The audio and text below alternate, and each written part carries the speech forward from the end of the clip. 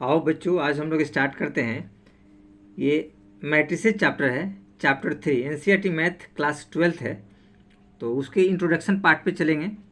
ये introduction part आज हम लोग थोड़ा कवर करने की कोशिश करेंगे। एनसीईआरटी मैथ क्लास 12th है, तो चलिए हम लोग चलते हैं। देखिए, मैट्रिसेस का इंट्रोडक्शन, इसके डिफिनेशन की तरफ बढ़ते हैं, फिर थोड़ा सा हम लोग बेसिक चलेंगे। देखिए कहता क्या है कि matrix is an arrangement of number और फंक्शन। मैट्रिसेस में have real number, complex number and a function. कहता है कि मैट्रिक्स जो है वो अरेंजमेंट है। ऐसे एनसीईआरटी बुक में आपको एरे दे रखा है, तो एरे का मतलब ही होता है अरेंजमेंट करना, ठीक है। तो देखिए क्या कहता है कि रियल नंबर, कॉम्प्लेक्स नंबर और फंक्शन, इन सब का एक अरेंजमेंट होता है। द नंबर और function are called the elements और एंट्रीज। जो उसमें complex number, real number, function जो भी रहते हैं, उन सबको हम लोग एलिमेंट्स कहते हैं या फिर एंट्रीज कहते हैं, ठीक है। ये जब हम लोग अभी आपको एग्जांपल देंगे तो आपको क्लियर समझ में आएगा। ऑफ द मैट्रिसेस, मैट्रिसेस का एंट्रीज या आपका एलिमेंट्स कहलाता है। कहता क्या है कि matrices are denoted by capital letter. Matrices को हम लोग डिनोट करते हैं कैपिटल लेटर से। जैसे देखिए ABCETC।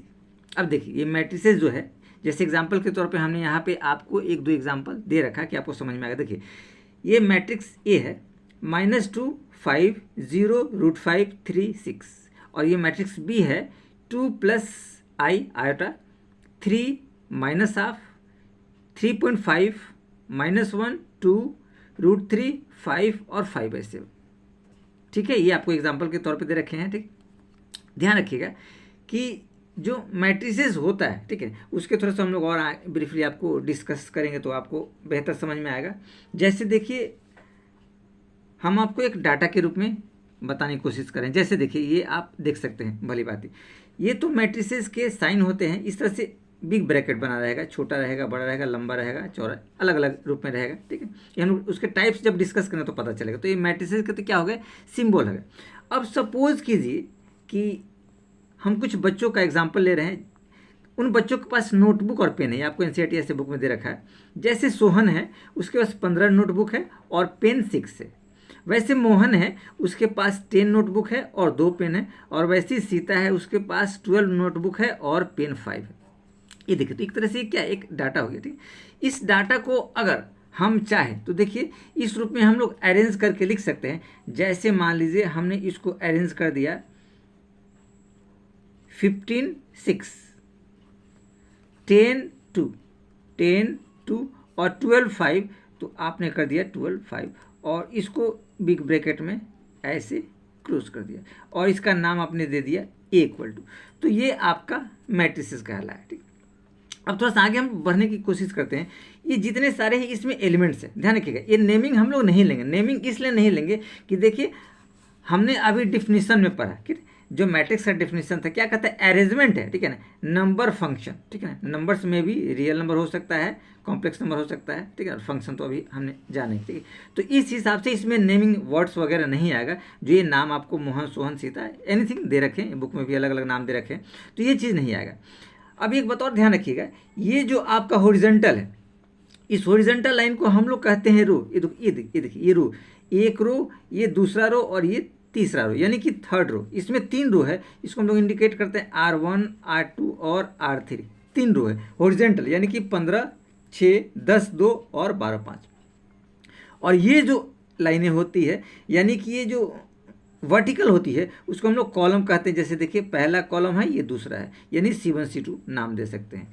इस हिसाब से इसमें क्या है कि 3 रोज हैं और 2 कॉलम है। अब देखिए इसी को हम लोग थोड़ा सा आगे डिफाइन कर रखे हैं। देखिए horizontal lines of element are called row. देखिए हॉरिजॉन्टल लाइंस क्या हो गए, ये हो गए -2 5 0 √5 और 3 6, ठीक है। ये हमारे क्या कहलाएंगे, रो। जैसे 1 2 और 3 रोज हो गए।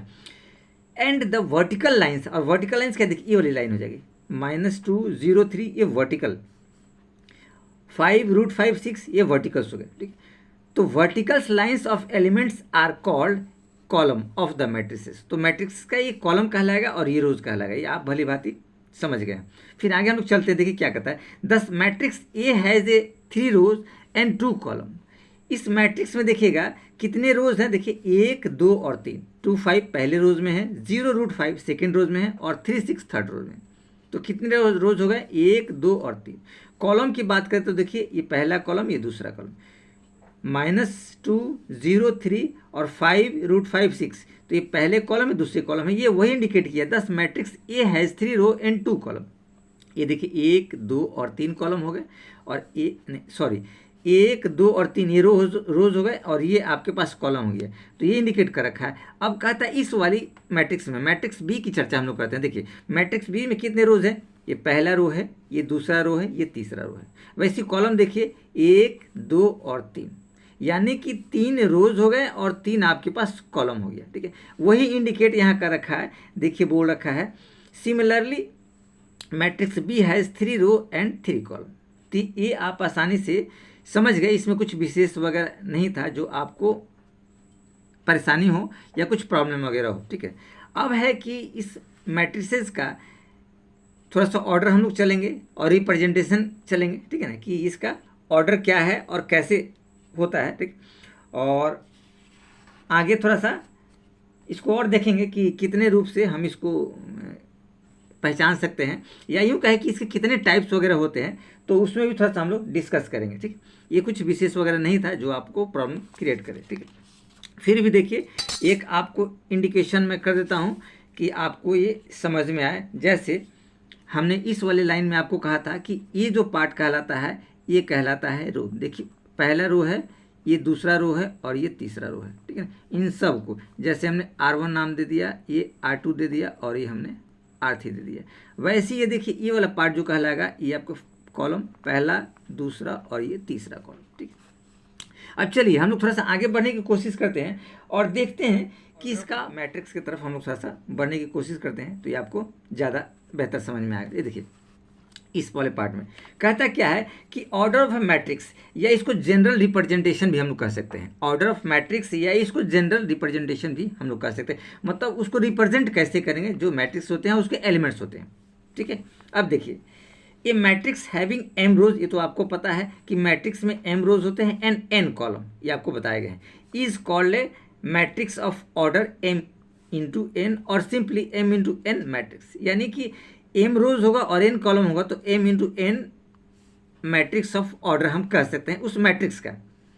इसको रीड है ऐसे हम लोग पढ़ सकते हैं m/n मैट्रिक्स कह सकते हैं, m/n मैट्रिक्स। अब देखिए रिप्रेजेंटेशन क्या होता है। जैसे देखिए हमारे पास जो एलिमेंट्स होते हैं, एलिमेंट्स का जो पोजीशन होता है, देखिए A11, A12, A13, A1n, क्योंकि ये 11, 12, 13 ये कहाँ तक जाएगा तो n तक जाएगा। ध्यान रखिएगा ये हम लोग पहले रोज की बात कर रहे हैं। ठीक है, इसलिए ये पहला जो इंडिकेशंस होता है उसको आप लोग को ध्यान रखना है कि ये इंडिकेट जो करता है वो आपके रोज को और ये आपके कॉलम को करता है।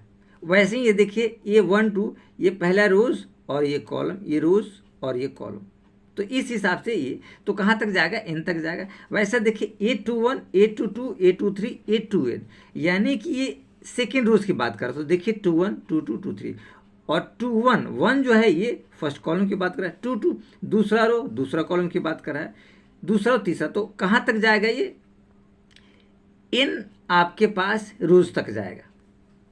वैसे ये देखिए तीसरा रोज A31, A32, A33 और A3n, वैसे डॉट डॉट डॉट ये देखिए AM हम लोग चलते हैं, AM1, AM2, AM3, AMn, ये ध्यान रखिएगा। तो ये लास्ट वाला जो mn है वही m इंटू n ऑर्डर कहलाता है। ये लास्ट वाला जो आप देख रहे हैं यही आपको कहलाता है m इंटू n ऑर्डर, क्योंकि ये जो रोज है ये कहाँ तक जाएगा। ठीक है ना, ये जो रोज है m रोज हम लोग लेंगे। ठीक है, और वो कहाँ तक जाएगा m तक जाएगा, ये रोज जो आपका है, और ये n कॉलम। ठीक है, ये m इंटू n ऑर्डर, यानी कि m को रोज r से हमने इंडिकेट कर रखा है, n ये c ये कॉलम इंडिकेट कर रखा है। तो ये बेसिक चीज़ हमने बताया। अब थोड़ा सा इसमें और थोड़ा सा हम लोग डीपली बढ़ने की कोशिश करते हैं तो आपको ये थोड़ा सा समझ में आएगा। ठीक है, अब इसके बारे में थोड़ा सा और हम लोग थोड़ा सा बेसिक रूप से चलते हैं। देखिए ये जो आपके पास मैट्रिसेस हैं, ठीक है ना, ये जो मैट्रिसेस है ये जो होता है ये आपका डायगोनल्स होता है, इसको हम लोग ऐसे प्रिंसिपल डायगोनल्स कहते हैं। ठीक है, तो इसमें अगर आप देखें तो थोड़ा सा हम लोग इसको मार्क करने की कोशिश करते हैं। देखिए ये जो आपका डायगनल्स दे रखा है, ठीक है ना, डायगनल्स जो आपके पास रहेगा, ठीक है ना, ये डायगनल्स आपके पास ये देखिए A11, A22, A33 और AMN और A11, A12, 33 और इस तरीके से ये देखिए, ठीक है ना, ये तो ये जो आपके पास जो इसके डायगनल्स है, ठीक है ना, ठीक है ना, तो इसको हम लोग ऐसे नेमिंग कर सकते हैं, इसको प्रिंसिपल डायगनल्स कहते हैं। ये जो आपने देखा इसको हम लोग ऐसे प्रिंसिपल डायगनल्स कह सकते हैं, प्रिंसिपल डायगनल्स, प्रिंसिपल डायगनल्स। ये जो आपके पास है प्रिंसिपल डायगनल्स क्या है, देखें A11, A22, A33। ध्यान रखिएगा कि इसमें जो आपके पास है वो होता है I = J, ठीक है ना। I क्या है, आपको रोज को इंडिकेट करता है और ये कॉलम को इंडिकेट करता है, ये आप लोग को ध्यान रखना है, ठीक है। I जो है रोज को और ये कॉलम के, इस वाले डायगनल्स ध्यान रखिएगा। ये जो आपका मैट्रिसेस का डायगनल्स दे रखा है, ठीक है। अब थोड़ा सा और आगे बढ़ने की कोशिश करते हैं, हम ये ऊपर वाले पार्ट को थोड़ा सा डिस्कस करते हैं। इस वाला पार्ट की तरफ थोड़ा सा आपको डिस्कस करेंगे तो आपको बेसिकली समझ में आएगा। देखिए ये वाला जो पार्ट है इसमें देखिएगा, ठीक है, ऐसे नॉर्मल हम जो इसे इंडिकेट करते हैं, ठीक है, इंडिकेट जनरल नेम जो हम इसको देने की कोशिश करते हैं, तो देखिए जनरल नेम इसका क्या होता है, जनरल नेम या इसको हम लोग कह सकते हैं कॉमन नेम, ठीक है। कॉमन नेम क्या होता है, ए क्या हो, ये मैट्रिक्स को दर्शाता है, ठीक है। ये जो मैट्रिक्स है, ठीक है ना, जैसे ये पूरे मैट्रिक्स को हमने नेमिंग दिया ए, तो A = A, I और J, ठीक है ना। और ये मैट्रिक्स के लिए क्या करते हैं, बिग ब्रैकेट में क्लोज कर देते हैं। और ये क्या होता है M × N ऑर्डर, ये आपको बताया गया है। ये ऑर्डर क्या है, M × N। ये देखिए ये I जो है, ध्यान रखिएगा, ये I जो इंडिकेट करता है, ये I आपका रो को इंडिकेट करता है और J जो इंडिकेट करता है वो कॉलम। ये ध्यान रखिएगा, क्या इंडिकेट करता है, कॉलम, ठीक है। और ये उसके पोजीशन को बताता है AI जो है, ठीक है। तो ये कॉमन नेम के बारे में हमने थोड़ा सा आपको बता दिया, ठीक है। चलिए अब इसके एलिमेंट की तरफ, ये देखिए ये जो डायगनल्स है, डायगनल्स के ऊपर वाले ये वाले एलिमेंट जो है, देखिए ये वाले सारे जो ट्रेंगल के आकार के हैं, ठीक है। तो यहाँ हम लोग देखने की कोशिश करते हैं, तो यहाँ पे क्या है कि जितने सारे ये एलिमेंट्स हैं, ठीक है, इसमें आप देख सकते हैं कि I जो है, ठीक है, I जो है वो लेस देन होता है J से, ठीक है। I जो है लेस देन J होता है। जैसे देखिए हम A12 की बात करते हैं, ठीक है ना, A12 की बात करते हैं, यहाँ देखिए A12 है, ठीक है। तो यहाँ पे आपको बताया गया है कि पहला रोज है और दूसरा कॉलम है, तो I क्या है, लेस देन 2 है। ये देखिए 2 क्या है, J है, यानी कि 1 जो है 2 से छोटा है। सिमिलरली इसकी बात करते हैं, ये देखिए A13 है, यानी कि पहला रोज और तीसरा कॉलम है, तो देखिए I क्या है, 3 से छोटा है। तो सिमिलरली ये कंडीशन बताता है कब, जब ये आपके डायगनल्स के राइट हैंड साइड या अपर पार्ट में होता है, उस कंडीशन में हम लोग कह सकते हैं, ठीक है। यानी डायगनल्स के पीछे वाला भाग हम लोग कह सकते हैं, डायगनल्स के पीछे वाला भाग कह सकते हैं। ये थोड़ा सा आपको पहचानने के लिए थोड़ा सा अच्छा रूल हो जाता है, ये कहें कि उसका इंडिकेशन हो जाता है, ठीक है। अब देखिए अगर हम इस तरफ की बात करें, ठीक है ना, इस तरफ की बात करें, ठीक है, तो ये जो डायगनल्स के आगे वाला भाग होता है, ठीक है ना, ये जो नीचे वाला है, ये देखिए A21, A31, A33, ये जो पार्ट होता है AM1, AM2, ठीक है, AM3 लाइक दिस, ठीक है, ये आगे का भाग होता है, ठीक है। जहाँ पे देखिए यहाँ पे क्या है कि I > J होता है, I > J होता है, ठीक है ना। यानी कि इसमें जितने सारे एलिमेंट्स होते हैं, ठीक है ना, एलिमेंट्स में I J से बड़े होते हैं। जैसे देखिए A21, तो यहाँ पे क्या है, ये देखिए A2 क्या है, I है, तो ये आपके पास I हो जाता है और ये आपके पास J हो जाता है। तो देखिए क्या कि 2 > 1 है। ये देखिए 3 1, ठीक है ना, I और J, तो 3 बड़ा है 1 से, 3 2, 3 बड़ा है 2 से, तो ये वाला पार्ट आपको कहलाता है, ठीक है ना, इसको ध्यान रखिएगा, ठीक है। और नॉर्मल देखिए अगर हम आपको बताने की कोशिश करें तो I और J ये बिलोंग्स करें नेचुरल नंबर में, दोनों। यहाँ आपने I J के बारे में देखा, ठीक है, और इस तरफ भी हमने आईजे के बारे में आपको बताया, ठीक है ना। तो आईजे दोनों है बिलोंग्स करके नेचुरल नंबर में, क्योंकि फर्स्ट रो और फर्स्ट कॉलम से चालू होगा। कुछ भी अगर इसमें हम लोग चालू करने की कोशिश करेंगे या मैट्रिसेस के बारे में जानने की कोशिश करेंगे तो आएगा। अब चलिए, जैसे हमने यहाँ देखा है ऑर्डर ऑफ ए मैट्रिक्स और जनरल रिप्रेजेंटेशन, तो ये प्रेजेंटेशन तो हमने बता दिया और ये उसके पोजिशन को बताता है, ठीक है। जैसे मान लें हमने लिखा A21, अगर हमने लिखा A21 तो ये क्या कहलाता है कि दूसरा आपके पास रोज कहलाता है और ये कॉलम कहलाता है। यानी कि ये देखिए दूसरा रोज हो गया और पहला कॉलम, ये उसके पोजीशन को बताता है, ये उसकी पोजीशन को बताता है। इस हिसाब से अगर आप A32 की बात करें, A32 की बात करें तो ये क्या कहलाएगा कि आपके पास तीसरा रोज है, ठीक है ना। इसको हम लोग कह सकते हैं ये तीसरा क्या कहलाता है, रोज है, और दूसरा क्या है, कॉलम है। ये ध्यान रखिएगा। तो ये इसकी क्या है, पोजीशन को बताता है। A32 जो है पोजीशन को, A21 क्या है, पोजीशन को। यानी इसमें जितने सारे एलिमेंट्स रहते हैं, ठीक है ना, ये सारे एलिमेंट्स आपके मैट्रिसेस के हैं, ठीक है। ये आपने अच्छी तरीके से समझा।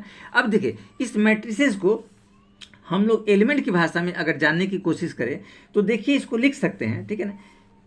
क्या लिख सकते हैं, इसका ऑर्डर देखिए, ठीक है ना। तो ऑर्डर क्या होता है, ऑर्डर आपके पास आएगा, ऑर्डर देखिए, ऑर्डर क्या होगा, m इंटू एन, जहाँ पे m क्या कहलाएगा, रोज कहलाएगा, ठीक है ना, और n क्या कहलाएगा, कॉलम कहलाएगा। देखिए m क्या कहलाएगा, रोज, और ये कॉलम का है। हमने RC ऐसे लिखा आपको समझने के लिए। मेन आपको याद रखना है कि ऑर्डर जो होता है mn होता है। अब देखिए नंबर ऑफ, थोड़ा एलिमेंट्स के बारे में हम लोग जाने चाहिए, कितना इसमें एलिमेंट्स आएंगे टोटल। देखिए तो इन, इसको लिख सकते हैं इन m into n order, m into n order matrix has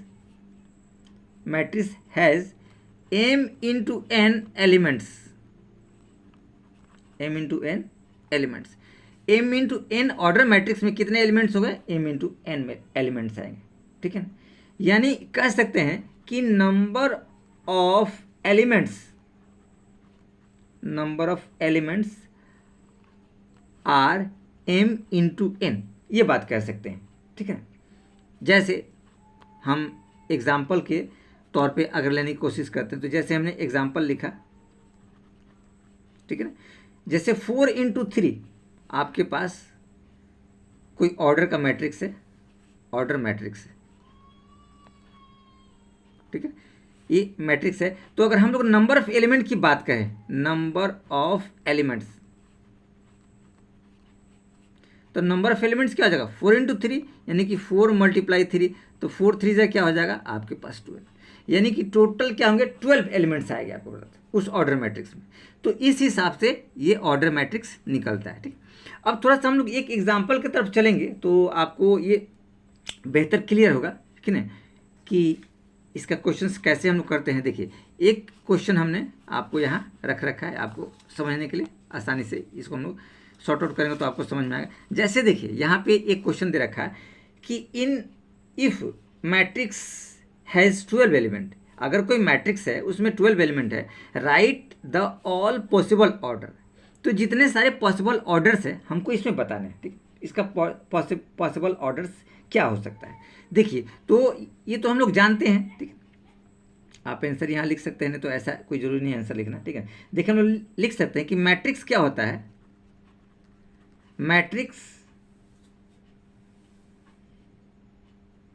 has m into n order, ये mn ऑर्डर होता है इनके पास, ये हम लोग जानते हैं, ठीक। अब अगर 12 एलिमेंट है तो देखिए ऑल पॉसिबल ऑर्डर क्या बनेगा, यहां देख सकते हैं, ठीक है ना। All possible order, all possible order, पहला तो आप इसको लिख सकते हैं कि 1 इंटू 12, दूसरा आपको इसको अपोजिट कर सकते हैं 12 इंटू 1, ठीक। सेम थिंग आप इसको लिख सकते हैं 2 इंटू 6, इसको अपोजिट करेंगे तो 6 इंटू 2, यानी कि रोज को कॉलम, कॉलम को रोज, तो रोज को कॉलम, कॉलम को रोज बनाइए, और फिर इंटू अगर करेंगे तो 3 इंटू 4, और वैसे 4 इंटू 3, ये आपने आसानी से देखा, ठीक है। ठीक है, अब इसको काउंट करने की कोशिश करते हैं तो देखिए कितने आते हैं, आप आसानी से समझ सकते हैं। 1 2 3 4 5 6, कितने बने? 6, यानी कि 6 डिफरेंट, आप इसको कह सकते हैं कि हमारे पास जो बने वो क्या बने? 6 डिफरेंट। तो यहाँ लिख सकते हैं 6 डिफरेंट पॉसिबल